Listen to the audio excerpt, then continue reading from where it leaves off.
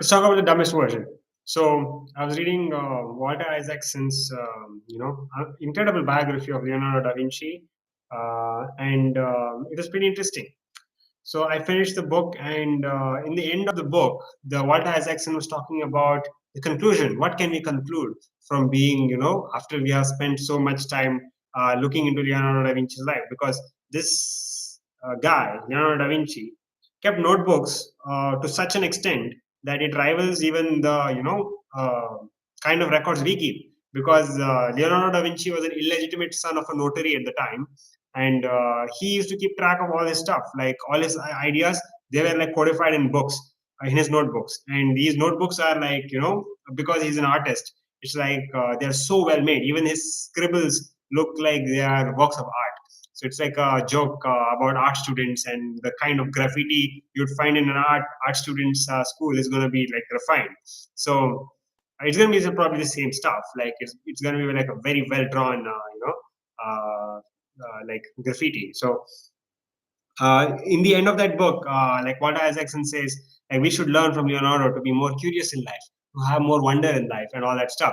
All right, and I get it. Okay, like he's coming from like a boomer way of looking into things. But what I saw was that Leonardo da Vinci is more likely learning. Like he's fatally curious. Like he's curious about how water flows, like how like the anatomy works inside, like you know about like a cadaver. Like he would dissect cadavers at the time when it was considered heretical and stuff.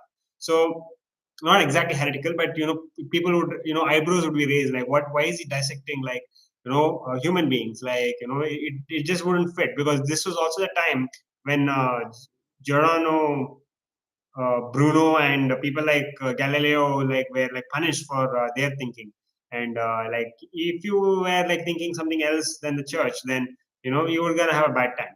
Anyway, so when I saw that Leonardo was into all these interesting things, like it reminded me of this quote by Picasso, that Picasso does not get interested in anything which he cannot steal, because like he has another quote, right? Like good artists like copy and great artists steal. So it's something of that sort here. Like Leonardo is fatally curious because he wants to make that thing into his art.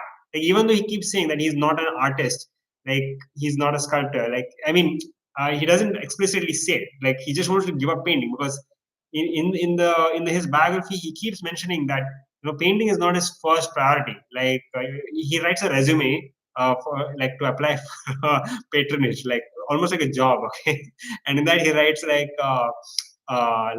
he writes painter at the very end. Like okay, he's like whatever he's known for right now, he writes in the very end. His aspirations is to become a military engineer. All right, he wants to like work in wars, like build a siege craft, like artillery and stuff, like the medieval kind.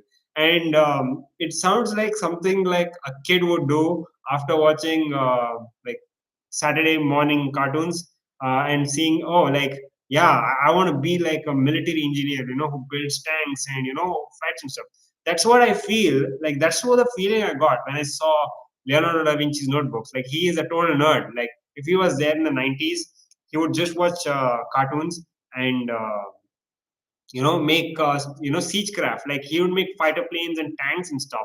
And yeah, probably he would just end up, becoming a digital artist or whatever, or a YouTuber. You never know. Okay, so another thing about Leonardo da Vinci that I really found interesting was that he would there are some paintings of his which he would never finish. So there was a painting, the Mona Lisa, and another one where he would not finish it until the very end, because he was learning new things and he kept constantly updating it. So there that perfectionism, like he kept it, but he was more of like the better version needs to keep coming.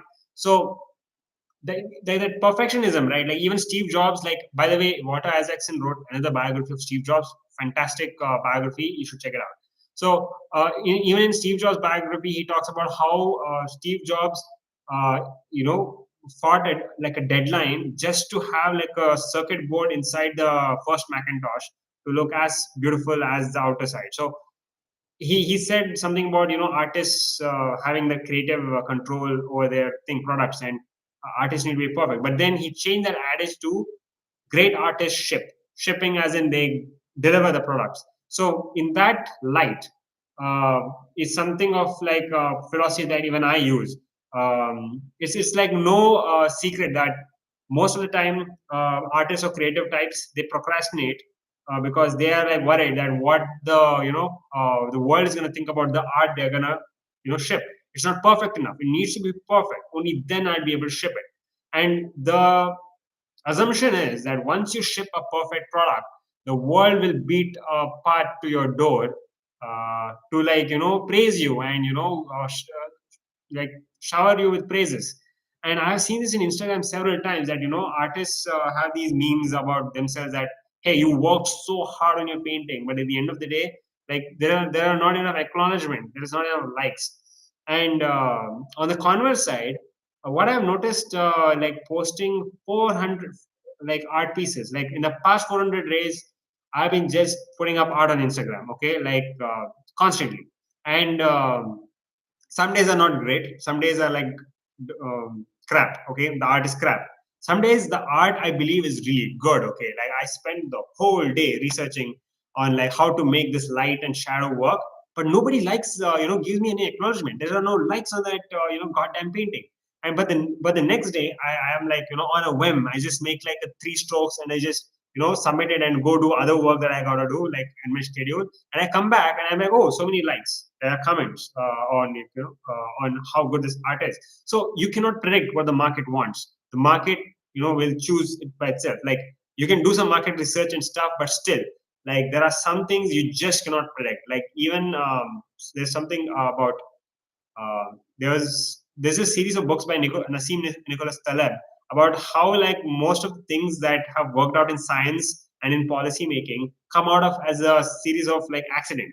And like even Martin Heidegger, the philosopher, says that technology is not a descendant of science, but technology is the predecessor of science. Once the technology is out there, then you start to formalize a theory on how it works. So but however, there might be, like an exception to the rule with the, special theory of relativity and general theory of relativity or whatever. Like we still don't know, like, what kind of technology would that look like. But I digress. So the point is that of this whole stuff is that whatever you are going to create, right, create the dumbest version. Like this video of mine, this is supposed to be an awesome comedy TV show or whatever about motivating artists, but right now this is the dumbest version of this right now, I mean the show. So you start with the dumbest version and then you keep going and keep updating it. But the point is you keep shipping. Like that's your brand. You're growing as you keep shipping. So that's my message now. Like, if you're going to start writing your essay, put on the heading, this is the dumbest version, and just go for it. Just write. If you're going to go for art, if you're going for YouTube channel, whatever, just ship the dumbest version, and and do it for 30 days. That's the challenge. Like, you do it for the next 30 days and see like what opens up for you. That's what I'm doing right now. So this is like my hackathon task. So bye bye.